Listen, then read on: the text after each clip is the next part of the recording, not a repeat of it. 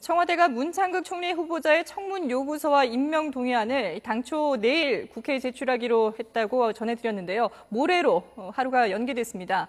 여당은 일단 소명 기회를 주고 자질 검증을 하자는 입장이지만 야당은 상식이 있다면 임명 동의안을 제출해서는 안 된다고 맞서고 있습니다. 국회 나가는 취재기자 연결합니다. 박주훈 기자. 네, 박주훈입니다. 네, 저희 청와대와 정부가 모레 청문 요구서를 제출하기로 했다고요? 네, 먼저 새누리당은 이 문 후보자에게 청문회 절차를 거쳐 소명 기회를 주고 진실을 규명해야 한다는 입장입니다. 이완구 원내대표는 국회가 관련법에 따라 청문회 절차를 거치는 것이 법치주의라며 국민이 실체적 진실을 보고 판단하면 된다고 밝혔습니다. 다만 여당 내부에서도 자진 사퇴를 요구하는 목소리가 이어졌습니다. 전당대회에 출마한 김상민 의원은 기자회견을 열어 문 후보자가 인준되면 박근혜 정부는 일본 아베 정권과의 역사전쟁에서 지게 되고 레임덕을 불러올 것이라고 지적했습니다. 새정치민주연합은 이 문 후보자는 이미 국민검증에서 부적격으로 결론났다며 청와대가 상식이 있다면 국회에 임명 동의안을 제출하지 말아야 한다고 맞섰습니다.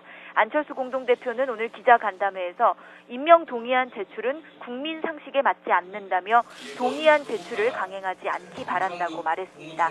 또 박근혜 대통령이 임명 동의안을 제출하는 것 자체가 더 이상 국민과 소통하지 않겠다, 또 통합을 고려하지 않겠다는 표현이 될까 봐 두렵다고 지적했습니다. 김한길 대표도 문창극 밀어붙이기를 강행하는 건 국민 정서와 헌법 정신에 반하는 일이라며 지방선거를 앞두고 박 대통령이 흘린 눈물을 믿었던 국민들을 배신하는 것이라고 강조했습니다.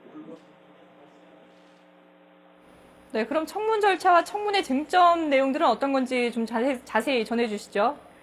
네, 정부는 문창극 총리 후보자에 대한 인사청문 요구서와 임명 동의안을 모레 국회에 제출하게 됩니다. 문 후보자가 자진 사퇴를 하지 않는 이상 청문 요구서가 제출된 날부터 20일 안에 본회의 표결까지 모든 절차를 마쳐야 합니다.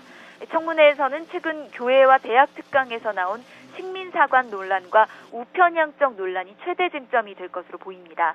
문 후보자는 지난 2011년 온누리교회 강연에서 일제 식민지배와 남북분단이 하나님의 뜻이라는 취지의 발언을 해 논란이 됐습니다. 지난 4월 서울대 강연에서는 일본군 위안부 문제와 관련해 일본의 사과를 받지 않아도 된다는 식의 발언을 해 파장이 계속됐습니다. 또 과거 신문 칼럼에서 김대중 노무현 전 대통령을 비난한 것에 대해서도 야당은 심각한 우려를 제기하고 있습니다.